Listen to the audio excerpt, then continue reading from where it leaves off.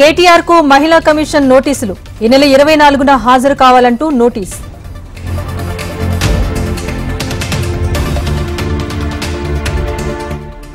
జీఎల్సీలో భాగస్వామిగా టాటా గ్రూప్, మేధావులు పారిశ్రామికవేత్తలు సభ్యులుగా టాస్క్ ఫోర్స్.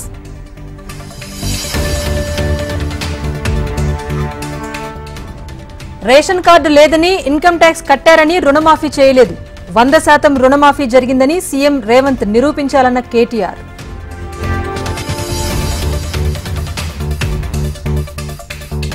బీజేపీలో బీఆర్ఎస్ విలీనం ఖాయం, సీఎం రేవంత్ రెడ్డి సంచలన వ్యాఖ్యలు.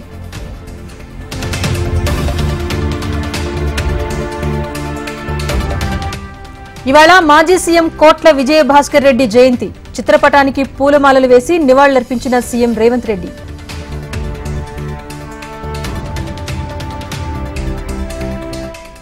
ఈ నెల 20న తెలంగాణకు సోనియా, రాహుల్ గాంధీ. వరంగల్లో రైతు కృతజ్ఞత సభ నిర్వహించనున్న కాంగ్రెస్.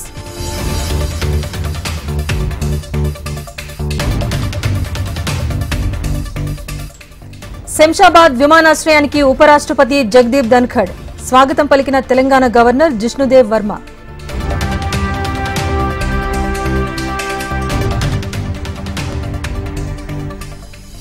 రేపు ప్రధాని మోదీతో చంద్రబాబు భేటీ, పోలవరం నిధులపై చర్చ.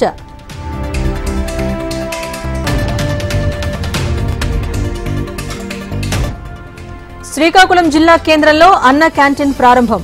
ఎన్టీఆర్ స్ఫూర్తితో అన్న క్యాంటీన్లను పునరుద్ధరించామన్న అచ్చెన్న.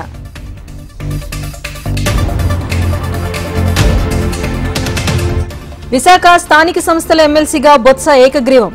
జిల్లా అభివృద్ధి ధ్యేయంగా పనిచేస్తానంటూ హామీ.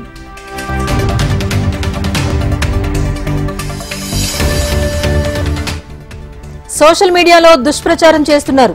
పారిపోవాల్సిన అవసరం తనకు లేదన్న దేవినేని అవినాష్.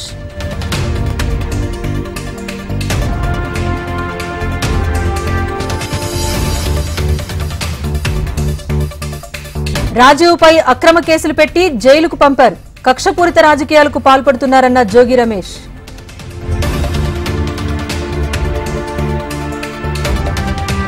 భద్రాద్రి జిల్లా పురుషోత్తపట్నంలో రామాలయం భూముల రగడ. ఆలయ భూముల ఆక్రమణలపై అధికారులు, రెవెన్యూ సిబ్బంది దాడి.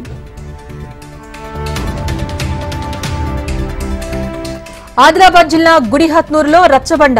రుణమాఫీ పేరుతో మోసం చేశారన్న ఎమ్మెల్యే సూర్యనారాయణ.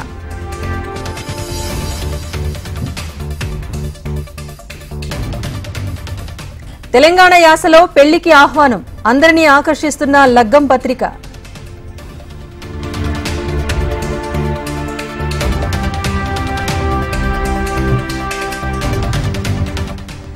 జూనియర్ డాక్టర్ హత్యకు నిరసనగా నిరసనలు. ఫీవర్ హాస్పిటల్లో ఆందోళనకు దిగిన వైద్యులు. హైదరాబాద్ లో 2 డ్రగ్ పెడ్లర్ల అరెస్ట్. 30 గ్రాముల ఎండీఎంఏ డ్రగ్ స్వాధీనం.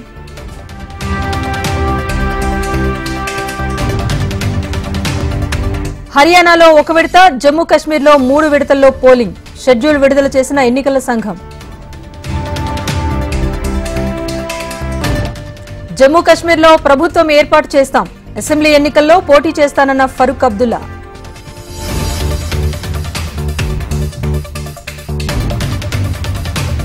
విధులు బహిష్కరించిన డాక్టర్లు, ప్రభుత్వ ఆసుపత్రుల్లో నిలిచిపోయిన ఓపీ సేవలు.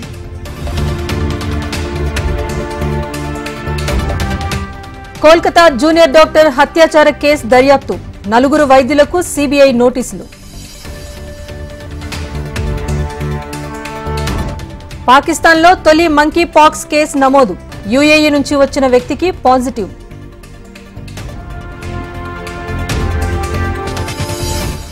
థాయిలాండ్ కొత్త ప్రధానిగా పెటోంగ్ టర్న్. 2వ మహిళా ప్రధానిగా రికార్డ్.